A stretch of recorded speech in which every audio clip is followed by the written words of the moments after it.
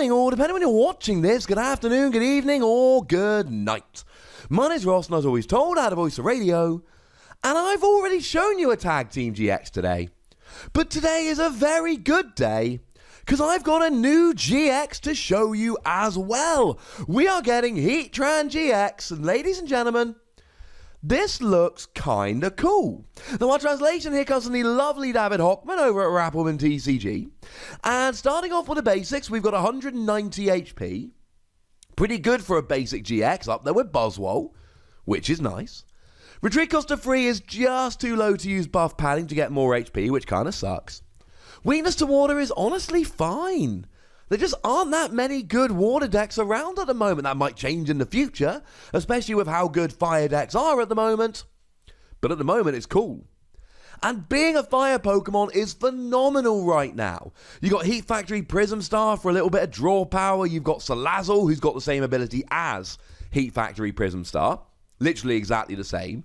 You're hitting weakness on Buzzwole and Pheromosa, which is really good at the moment. You're hitting weakness on Lucario and Melmetal, which is really good at the moment. And you've got so many tricks. Things like Welder, whereby you get to attach 2 energy from your hand to one of your Pokemon and draw 3 cards. Or the other card we've seen from this set so far, Giant Furnace, that lets you discard a card from your hand and search for 2 basic fire energy. It's literally Viridian Forest, except you can only search for fire energy, but you get 2 instead of 1. It's a really good time to be a fire Pokemon. But what does it actually do? Well, the ability says that once during your turn, when this Pokemon moves from the bench to become your active Pokemon, you may move as many fire energy from your Pokemon to this Pokemon as you like. I know, right? This just sets itself up. This gets all the energy you need right away. This means that you can just bench it down and then immediately have it in the active with as much energy as you need to be rolling.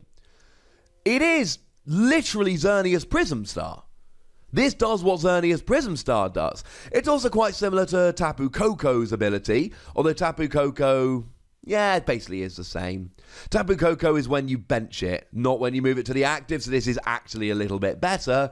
And even back in the day, Machamp Prime had a similar thing going on here, which was rather good indeed. It just means that you are always going to have what you need. You are always going to be able to have the energy on here. You're never going to be sat there worrying. And the thing is, right, fire Pokemon really benefit from this ability. Because I've already mentioned Kiawe that puts 4 energy down, and I mentioned Welder that puts 2 energy down. We've got the new Arcanine coming, which for 3 energy does 120 and attaches 2 fire energy from the discard to one of your bench Pokemon. We've got Flareon GX at the moment that it attaches 3 energy from your hand to one of your Pokemon when it uses the first attack. And we've got Reshiram GX that attaches 5 energy from your hand to what your Pokemon in any way you like when you use a GX attack. And then, of course, we've got stuff like the aforementioned Giant Furnace, like Fiery Flint. We even got Fire Crystal, which gets 3 energy from your discard, fire energy, and puts them into your hand. So, frankly, getting fire energy has never been easier. Attaching fire energy, okay, we don't have Blacksmith at the moment, but we do in Expanded. And we don't have Ember at the moment, but we do in Expanded. But other than that, it's about as easy as it's ever been. We've got so many options for getting fire energy on the field right now. And then you drop Heatran, and Heatran's like, yo boys, I am taking advantage of this, I am going. It's a really nice ability, and with all the options we've got for attaching energy and finding energy to attach and all of that, incidentally, all these other Pokemon I'm mentioning, like Arcanine, etc., I will pop links in the description. I've done videos about all these cards. Links in the description, that's where you can go and find out about them. But frankly, this is a really good time to be a fire Pokemon. This is a really good time to try and get a bunch of energy on the field, and when you get a bunch of energy on the field, this is a really nice ability. But just having energy on is irrelevant. We need some attacks to use. First attack, Fire, Colorless, 130. It's not stunning. And this basically makes it out to be Tapu Koko. In the Tapu Koko's got a very similar ability, and it does 130 for colouredness. This is weirdly similar to Tapu Koko. Higher HP, but then it does have a weakness. Call it a draw. And 130 damage is fine, but it's not going to set the world on fire. You've got the non-GX Buzzwole, that will be going down, and a whole bunch of stuff like White Kyurem. There's plenty of 130 HP non-GXs around that you will be one-hit KOing.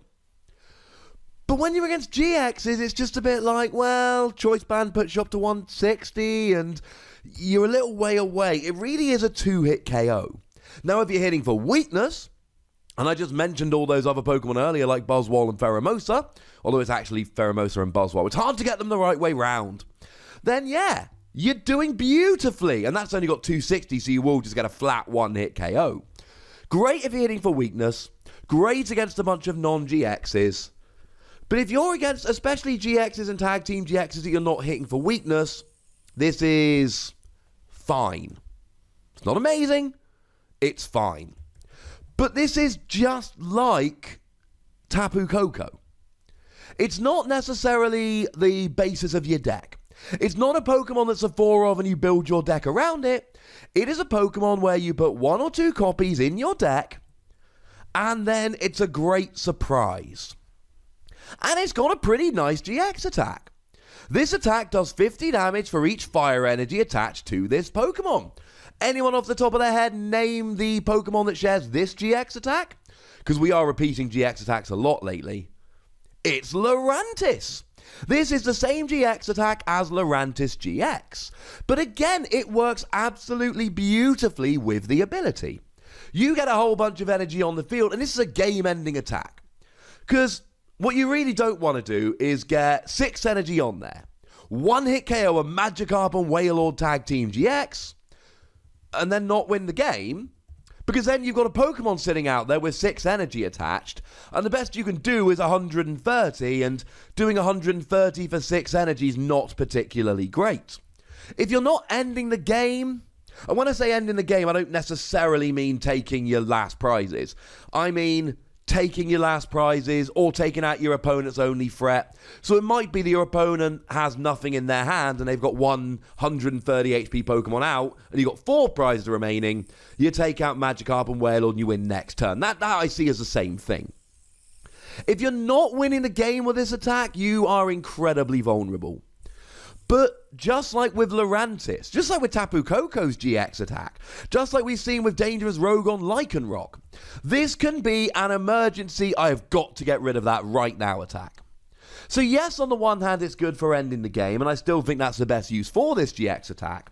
But we all know we have those turns where you're like, I have got to KO that thing right now.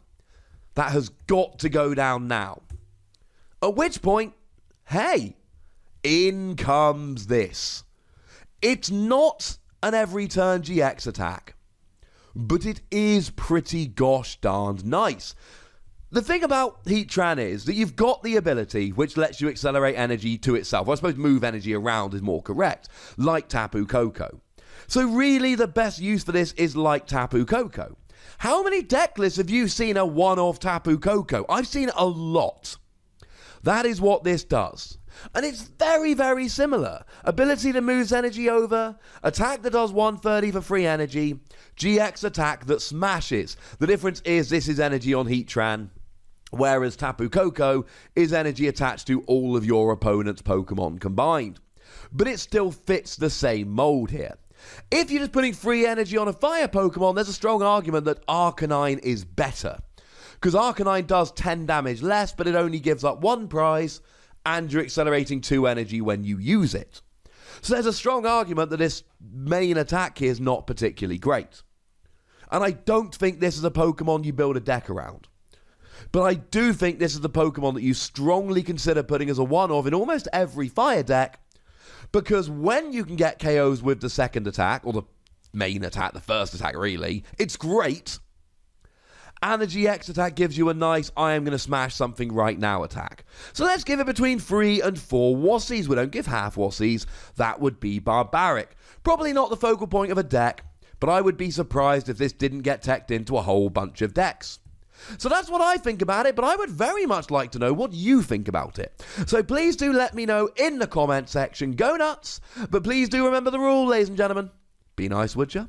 And then make sure you like this video, subscribe to this channel, follow me on Twitter at The Wassy, and Twitch for some live action at twitch.tv/PTCGRadio.